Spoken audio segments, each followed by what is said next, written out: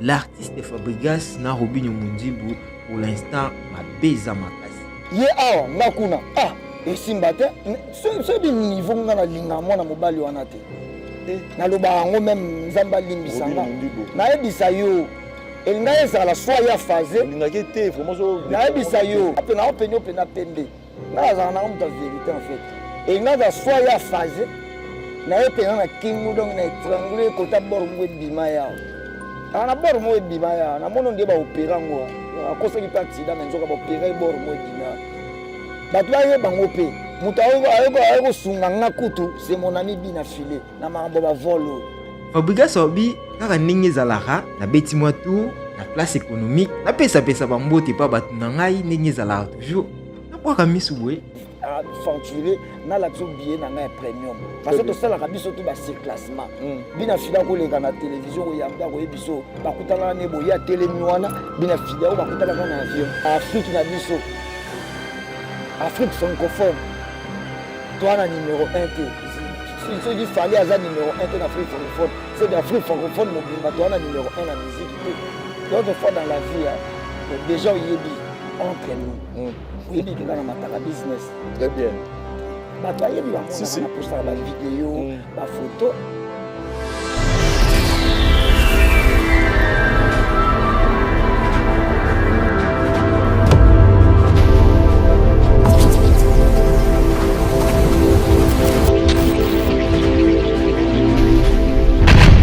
Bonjour naba très cher abonné ya Chéri O News Télévision. O News Sobalingaka toujours kolanda bongo Chéri O News Télévision dans les partout. To pesi bino ba mbote et bongo ba ope ba Rolanda biso moko na lelo. To sengi na bino bo s'abonner toujours na chaîne na bino bolingaka mingi Chéri O News Télévision. Lelo toujours na cadre ya toujours ya kobeta masolo kaka ndenge makambango elekaka toujours. Voilà. Nous avons analysé bongo makambolekaki entre Robinho Mundibu na Fabregas.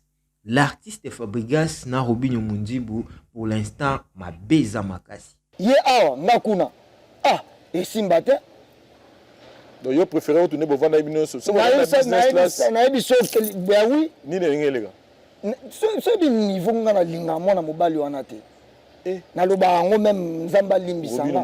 Na ebisa yo elinga ezala soit ya phase linga ke te vraiment na ebisa yo apena openyo pena pembe na za na mta vérité en fait elinga za soit ya phase na epena na kingu donc na triangle kota bor mwe bima ya na bor mwe bima ya na mono ndiye ba opéra ngo akosa ki parti da menzoka ba opéra bor mwe bima mabeza na niveau nini tokoloba mabe oye bandaki bongo na vol o ezwaki bongo ba artiste na biso mibale Fabregas na Robinho Mundibu.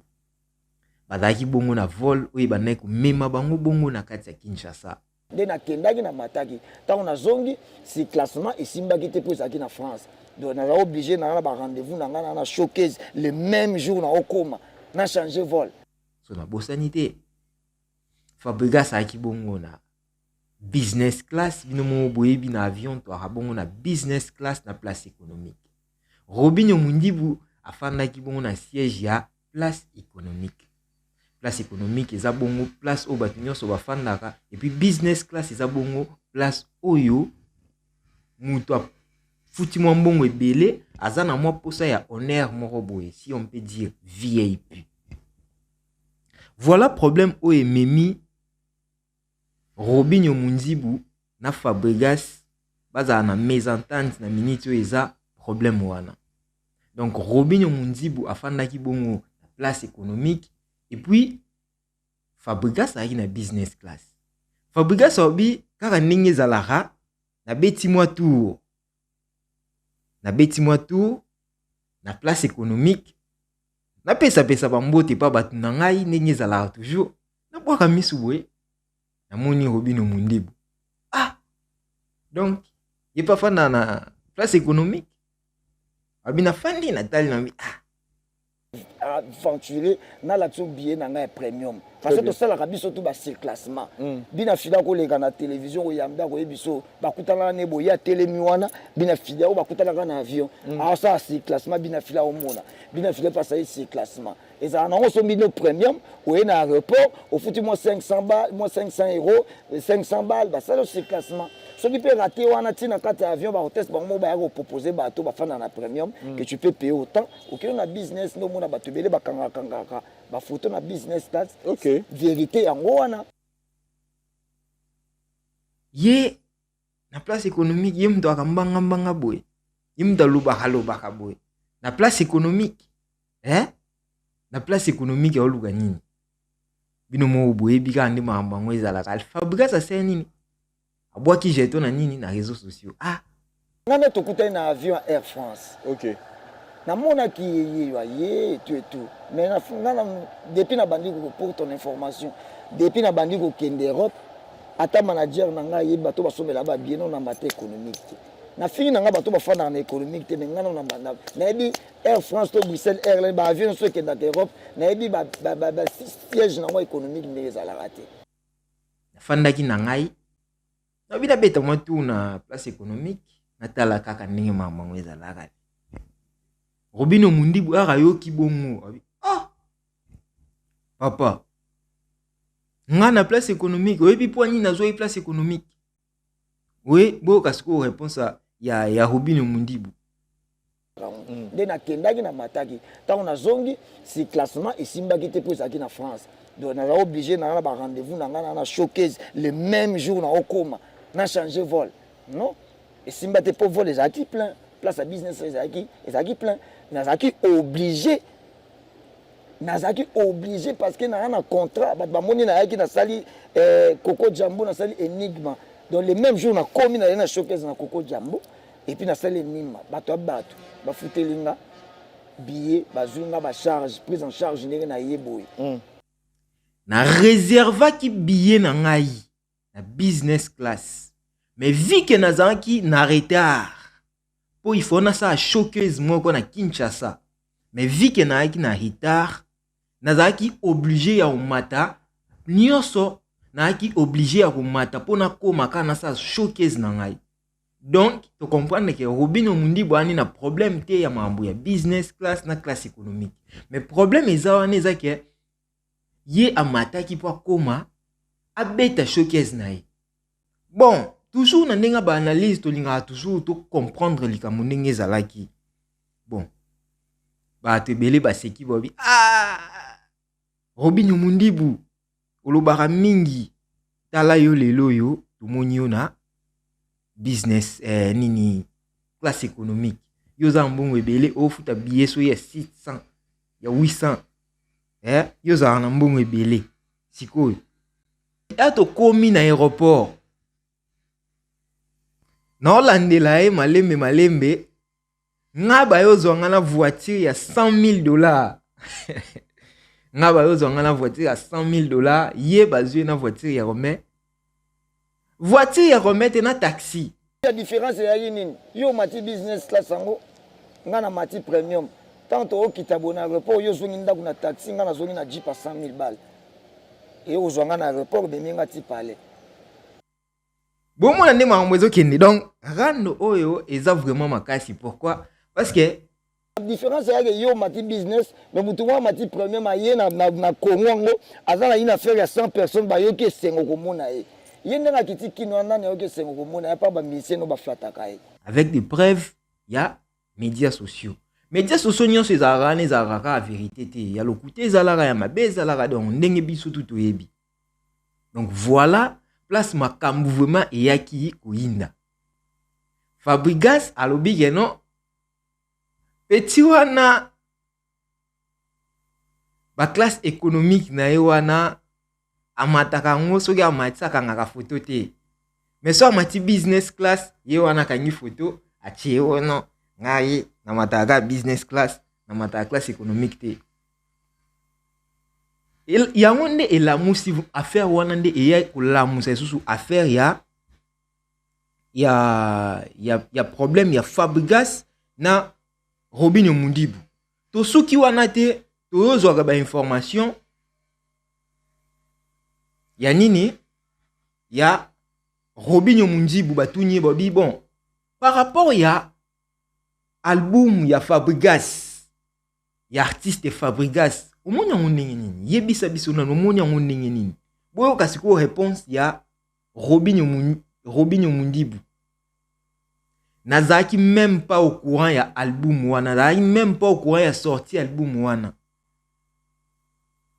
donc aza musicien te aza lisusu musicien te azalaki musicien donc aza lisusu musicien te donc vous comprendre façon oyo à répondre Fabregas alobi boye et na ba artiste belé baza na pona opesa ba buzz eza na ba artiste belé baza na pona ba distraction ye na kati ya RDC ali souté azalaki mali souté elingolo banini elingolo bake Robinho Mundibu aboyi album ya Fabregas wana alobi kena eyokani te obiso to ala Congo te mais na ndenge to yoki kaka ba news ba biso ke non album wana en vrai ezobetama na ba place moko bon d'ici ba oto buka ba bar mais na ndenge to bengi to yoki ke non ezobetama nango entre temps to signaler que Robinho Mundibu po abongisa déjà son moko pour annoncer binongo dans les jours à venir. Donc affaire ya Fabregas na Robinho Mundibu eza sur le plan ya avion. Tozo bakisaka ka ndenge to lobaka toujours ko pesa toujours information na bato balandaki te bato bayoka ki ba base ba ebité pourquoi Fabregas na Robinho Mundibu baza dans les mésententes. Ba OP ba ebi news vraiment ndenge zoki botiki la biso ba commentaire ou soit boko komela biso na numéro la biso to koyeba ndenge nini to zwa lisusu ba point fort soki eza bongo te puisque entre temps Robinho na Fabregas match eza un peu mabe pour l'instant bon kaka nde to loba toujours tiki bongo te biso to linga toujours opesa conseil na kolakisa toujours place o e mabe eza na place o bien ça to ozwa photo ya maman Olive na place économique ya CAA. So totali na photo to mona ke non maman Olive ye wana fandi na CAA na place économique elingolo banini. Puisque justification ya Robinho Mundibu elingolo ba ke non na lingaki na somba business class ou soit na somba ki business class mais place ici là ki ba yango na zaki na choite na zwa ikaka place économique. Bon maman Olive ye na CAA. Arolobani. Maman Olive est millionnaire. Si je peux dire, millionnaire. Je pense qu'elle aussi, elle est millionnaire. Afin na classe économique na CAA.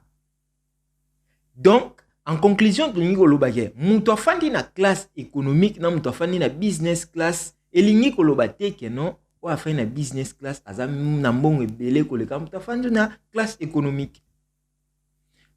Robinho Mundibu a pese ba raison na ye, on peut dire que c'est valable, mais pour ngai na roloba ke non, place économique na place VIP ou soit business class, eza choix mutu so akozane na mbongo bi bon, na préféré na fanda na na place économique. Lelo ba influencer na biso ba artiste na biso batu oyo ya mboka na biso ba changer un peu makambo to komo mona mutu so fa na classe économique te aoyo ka pasi. Et soit fait na place économique aoyo ka pasi. Même ya okanga photo ceux qui même ba fan na ye ba yokanga na photo aoka mutema pasi. Pourquoi kufana na place économique to na place business nyolo belo côté moyen ya mutu eza déterminé te na place business ou soit na place économique.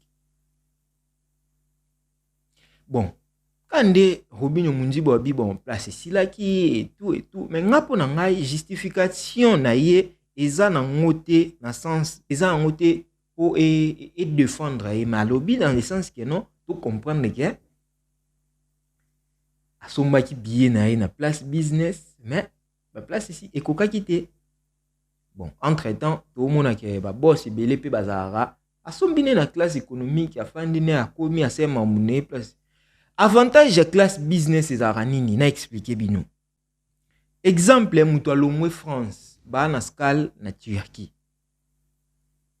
muto na classe business ba opesa e chambre ou soit pour passer place à la par exemple sous scale ils a peut-être il y a jour ou soit 3h 10h 11h 12h pour passer place à fan d'abord passer bloc au lia tout et tout correct un peu dans niveau un peu likolo mais muto aza en place économique so ba sali scale wana ye moko azana droit ya refuta ba biloko wana nyonso.